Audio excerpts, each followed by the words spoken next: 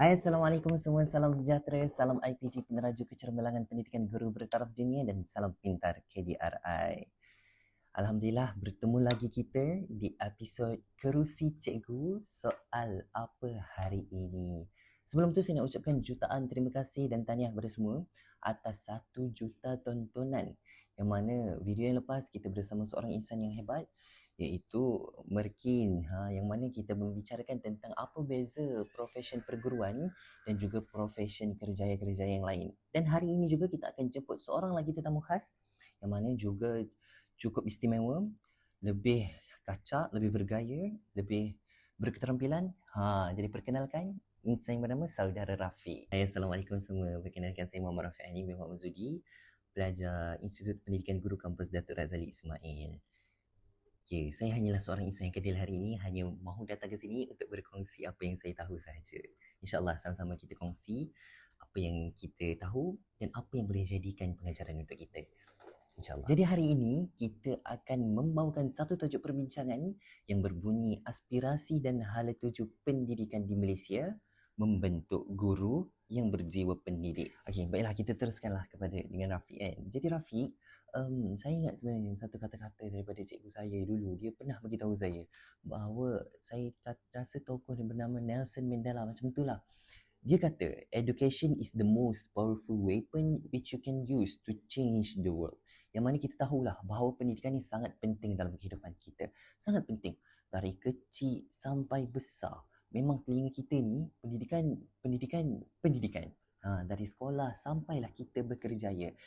Dan membuktikan bahawa sebenarnya saya rasalah pendidikan ni amatlah penting. Sebab apa? Sebab kita tahu secara logikanya, pendidikan ni, kalau tak ada pendidikan, kita tak berjaya, betul tak Rafiq? Jadi, saya tahu bahawa pendidikan ni yang menggerakkan pendidikan tu adalah guru. Insan yang bernama guru, betul tak hadirin?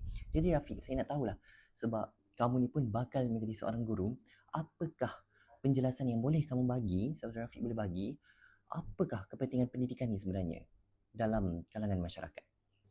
Baiklah hadirin, Saudara Hanif, sebenarnya kan secara literal dan konseptual lah, pendidikan ni adalah salah satu proses berterusan untuk kita mendidik, mengasuh, melatih individu bagi mengembangkan lagi potensi intelek, rohani, emosi dan jasmani. Hanif, secara menyeluruh, ia merangkumi perolehan ilmu, kemahiran, nilai murni dan pembentukan akhlak untuk kita lahirkan insan seimbang yang mampu berbakti kepada diri, masyarakat serta negara.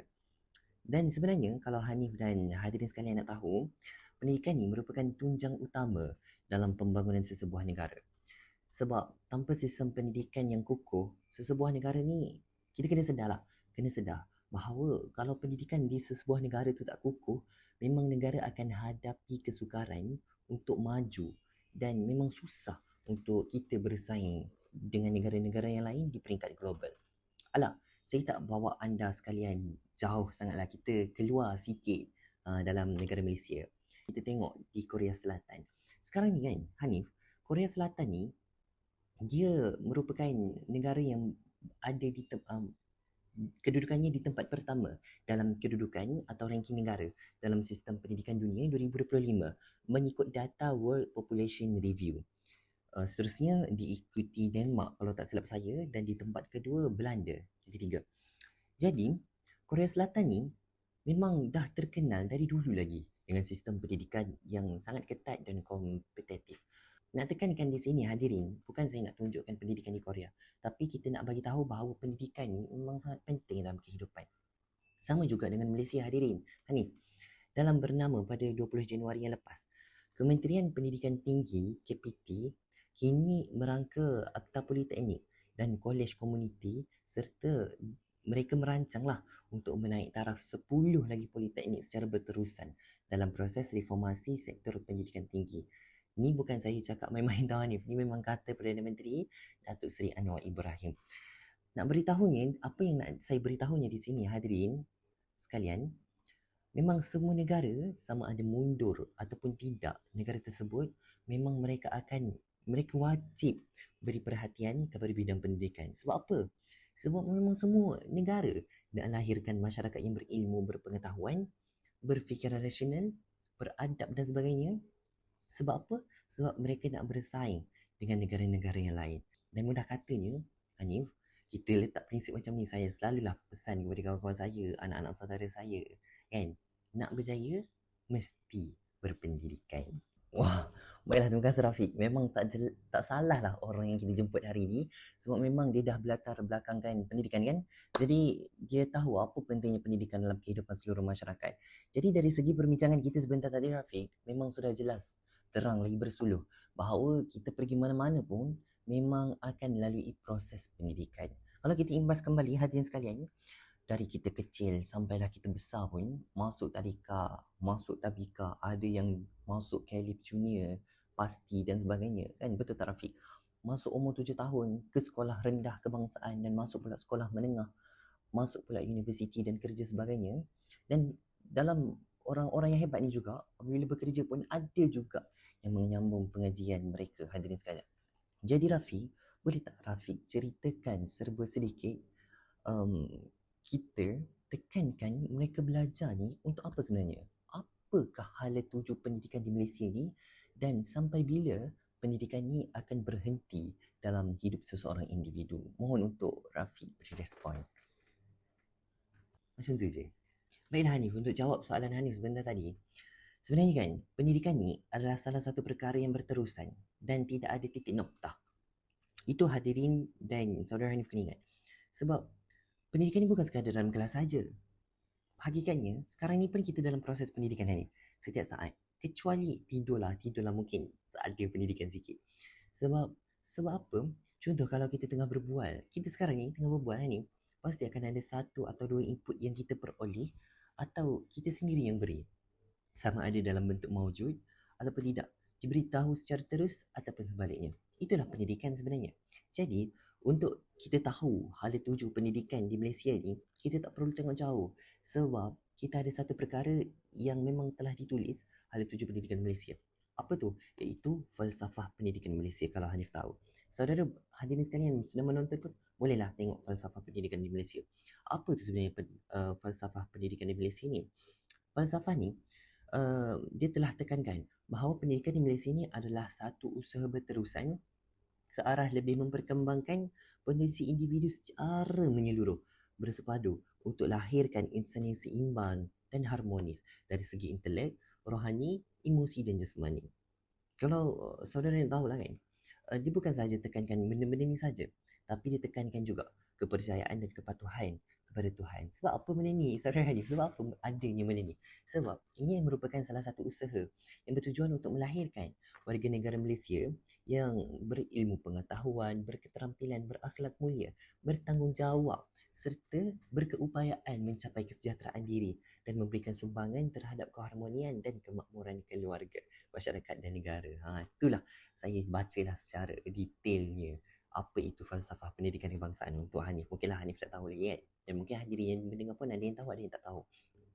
Jadi secara ringkasnya Hanif, saya nak bagi tahulah falsafah pendidikan kebangsaan ni kan, dia nak bentuk manusia yang bukan saja pandai tapi baik, seimbang dan orang kata berguna pada orang lain. Macam itulah secara mudahnya falsafah pendidikan. Jadi apabila Hanif tanya tadi tentang hala tuju pendidikan di Malaysia, inilah kita rujuk kepada falsafah pendidikan kebangsaan kita. Terima kasih. Baiklah, terima kasih Rafiq. Sebenarnya penjelasan yang saudara bagi sebentar tadi cukup sempurna bagi saya, cukup jelas dan cukup padat. Dan saya rasa hadirin sekalian pun faham di rumah apa yang Rafiq ingin sampaikan. Dan saya nampak dengan penjelasan saudara Rafiq sebentar tadi, memang kita jelas bahawa apabila orang sebut soal sahaja tentang hala tuju pendidikan di Malaysia, kita perlu rujuk pada FPK tersebut, falsafah pendidikan kebangsaan, iaitu falsafah pendidikan kebangsaan di Malaysia lah. Sebab bila saya dengar tadi pun, saya baru jelas sebenarnya tentang hala tuju pendidikan di Malaysia, yang mana pada akhirnya pendidikan ni tidak akan terhenti di institusi pendidikan sahaja hadirin, tapi Rafiq bagi tahu tadi akan berterusan sampai hujung nyawa kita, betul? Jadi kan Rafiq, hari ini kita bicarakan tentang aspirasi dan hala tuju pendidikan. Jadi boleh tak saudara Rafiq cuba beri sedikit respon berkaitan dengan aspirasi pendidikan Malaysia? Apa tu sebenarnya? Dan boleh bagilah apa pendapat Rafiq dan respon Rafiq pada hadirin yang dengar sekarang. Dengan saya Hanif. Jadi saya bagilah sedikit definisi apa tu aspirasi sebenarnya. Jadi saya tengok kat sini, mengikut Kamus Dewan edisi keempat, Aspirasi ni merupakan satu, orang kata, cita-cita lah, keinginan untuk mencapai, mengadakan sesuatu. Sebab kita tahu aspirasi ni adalah satu keinginan yang kuat terhadap sesuatu, yang mana seseorang individu tu mempunyai aspirasi, maksudnya mempunyai cita-cita. Maksudnya lah mudah katanya. Jadi apabila kita cakap tentang aspirasi pendidikan ni di Malaysia, kita tahu cita-cita pendidikan di Malaysia, di akhirnya apa pendidikan Malaysia ni nak capai. Jadi kalau kita telusuri dulu apa itu aspirasi pendidikan Malaysia ni, kita hanya perlu lihat pada pelan pembangunan pendidikan Malaysia. Sebab apa? Sebab ni dah termaktub dalam, semua dah diguna pakai. Dalam bab 2 pelan ini kita dapat lihat dua aspirasi yang diutarakan, iaitu aspirasi sistem pendidikan dan aspirasi murid. Jadi kita masuk dulu dalam aspirasi sistem pendidikan. Apa tu sebenarnya aspirasi sistem pendidikan ni? Menurut Kementerian Pendidikan Malaysia, kalau anda nak tahu, melalui Pelan Pembangunan Pendidikan Malaysia 2013 hingga 2025, terdapat 5 aspirasi utama sistem pendidikan yang menjadi asas kepada pembangunan pendidikan negara. Itu yang pertama, akses kepada kejayaan, hadirin. Akses ni bermaksud pada kita nak pastikan setiap kanak-kanak di Malaysia ni ada peluang, wujudnya peluang yang sama untuk dapatkan pendidikan tanpa kira latar belakang sosioekonomi, lokasi geografi atau status kehidupan mereka. Tidak kiralah sama ada pelajar tu berada di luar bandar, di dalam hutan, pedalaman dan sebagainya, masih menerima sistem pendidikan yang sama.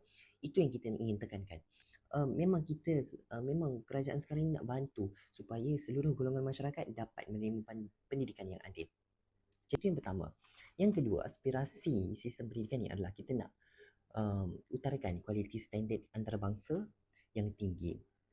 Sebab apa? Sebab kita nak pastikan sistem pendidikan di Malaysia ni mampu hasilkan pelajar yang mempunyai pencapaian akademik yang tinggi serta setanding dengan standard antarabangsa. Dalam hal ini sebenarnya, Hanif, prestasi pelajar Malaysia sering diukur melalui pentaksiran antarabangsa seperti PISA dan juga TIMSS.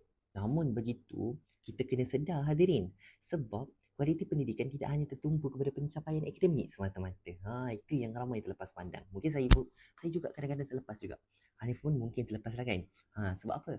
Sebab kita asyik fokus pada akademik semata. Tetapi juga melibatkan akses pembangunan sasiah, kemahiran berfikir serta keupayaan untuk menyelesaikan masalah dalam kehidupan sebenar kita. Yang ketiga, equity untuk semua murid. Apa ini maksudkan dengan equity untuk semua murid ini? Dekat aspirasi ni, di akhirnya kita nak pastikan keadilan dalam sistem pendidikan dengan mengurangkan jurang antara pelajar dari pelbagai latar belakang. Sebagai contohlah, pelajar di kawasan luar bandar sering hadap kekurangan dari segi kemudahan. Betul tak, hadirin? Dan juga kalau Hanif perasan, akses kepada teknologi dan juga tenaga pengajar yang berpengalaman hanya ada di kawasan bandar saja. Oleh sebab itulah kerajaan sekarang ni berusaha untuk salurkan lebih banyak sumber kepada sekolah-sekolah yang memerlukan bagi memastikan semua pelajar ni dapat peluang yang sama untuk berjaya. Dan yang keempat adalah aspirasi sistem pendidikan ni adalah kita nak memupuk perpaduan dalam kalangan murid. Sebab apa? Sistem pendidikan pada hari ini memainkan peranan yang sangat penting, Hanif, sebagai medium untuk satukan masyarakat yang berbilang kaum di Malaysia. Kita ada yang kedua, iaitu aspirasi murid. Apa itu aspirasi murid sebenarnya? Kita pecahkan aspirasi murid ni, Hanif, pada, kalau tak salah saya, 6. Yang pertama, pengetahuan. Kita nak murid kita pada hari ini menguasai ilmu asas seperti bahasa, matematik dan sains. Sebab apa? Sebab penguasaan ini sebenarnya penting sebagai asas kepada pembelajaran lanjutan serta kehidupan seharian. Namun begitu, Hanif, pengetahuan sebenarnya kita kena sedar bahawa pengetahuan bukan seharusnya terhad pada hafalan semata, tapi perlu difahami, perlu kita mendalami agar semua yang kita belajar tu dapat diaplikasikan dalam situasi sebenar.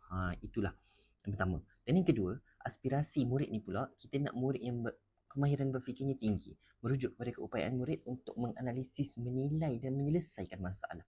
Selari dengan teori Benjamin Bloom yang mana tekankan kepentingan kemahiran berfikir aras tinggi kebat. Dan sebenarnya kemahiran ini memainkan peranan yang sangat penting dalam dunia moden yang memerlukan individu yang mampu berfikir secara kritis dan kreatif. Yalah, kita tahu kan kehidupan kita sekarang ni macam mana kan, ni sangat susah, sangat mencabar, dan sebab itulah kita nak lahirkan individu yang berfikiran tinggi. Yang keempat adalah kemahiran memimpin. Sebab apa? Sebab kita tahu hari ni di IPG saya sendiri, Hanif, memang ramai yang payah untuk jadi pemimpin. Sebab tu kita nak latih pada hari ini, nak latih murid untuk menjadi pemimpin yang berkeyakinan, bertanggungjawab dan mampu untuk buat keputusan yang bijak. Dan yang seterusnya adalah kemahiran dui bahasa. Apa ni sebenarnya? Aspirasi ni adalah merujuk kepada satu penguasaan murid-murid lebih daripada satu bahasa supaya nak beri kelebihan kepada mereka sendiri dalam kalangan globalisasi. Sebab apa? Sebab bahasa Melayu memang penting dah sebagai identiti nasional ni. Tapi bahasa Inggeris juga sebenarnya penting sebagai bahasa komunikasi antarabangsa. Dan kalau mereka hebat pun, boleh je belajar bahasa Cina, bahasa Korea untuk tambah nilai dalam diri mereka. Dan yang kelima adalah etika dan kerohanian. Kita kena sedar bahawa pendidikan ni bukan sahaja membentuk intelek semata ni, tetapi juga akhlak. Murid perlu ada nilai seperti kejujuran, tanggungjawab dan hormat kepada orang lain supaya mereka dipandang tinggilah oleh masyarakat. Orang kata makin berat rasa padi makin tutup. Macam tu kita nak murid pada hari ini. Kita nak biar mereka lagi berilmu, mereka lebih beradab. Jadi yang terakhir sekali adalah identiti nasional. Murid ni sebenarnya Hanif perlu faham sejarah, perlu faham budaya, perlu faham nilai-nilai di negara kita, adat Melayu. Sebab apa? Sebab kita nak wujudkan semangat patriotisme dalam diri mereka ni. Sebab di akhirnya mereka akan bawa nama negara, bukan nama mereka sendiri. Macam itulah. Nama negara yang akan naik sebenarnya. Itu sahaja saya rasa. Cukuplah. Terima kasih Rafiq. Mana kata kalau kita bicarakan sahaja tentang aspirasi pendidikan di Malaysia ni, ada dua benda lah hadirin yang kita perlu ingat, iaitu aspirasi sistem pendidikan dan juga aspirasi murid. Yang mana Rafiq, seperti Rafiq katakan tadi, memang jelas di akhir ceritanya, cita-cita pendidikan negara ni, aspirasi pendidikan negara ni, kita nak wujudkan suasana pembelajaran yang kondusif, adil dan saksama kepada seluruh masyarakat tanpa tanpa mengira perbezaan kaum dan sebagainya. Jadi Rafiq, satu lagi soalan, ni kira soalan terakhir lah untuk hari ini. Di akhir tajuk perbincangan kita pada hari ini, ada frasa yang membentuk guru berjiwa pendidik. Jadi, boleh tak Rafiq sampaikan sedikit melalui frasa ni, apa yang ingin disampaikan sebenarnya? Baiklah, ini soalan terakhir. Baiklah, saya bagi penjelasan lebih sikit lah menggunakan ni pun soalan terakhir. Mana tahu saya dah tak berjumpa dengan Hanif ke dengan Hadir sekalian. Sebenarnya, konsep guru berjiwa pendidik ni merujuk kepada seorang guru yang bukan sahaja jalankan tugas menyampaikan ilmu, tetapi juga ada komitmen yang tinggi dalam membentuk sasiah, nilai dan kepribadian murid secara menyeluruh. Guru ni, hadirin sekalian, berjiwa pendidik. Guru yang berjiwa pendidik ni boleh difahami sebagai individu yang mengajar dengan penuh keikhlasan, ada rasa tanggungjawab terhadap perkembangan murid serta sentiasa berusaha meningkatkan kualiti diri dari segi profesionalisme dan kemanusiaan.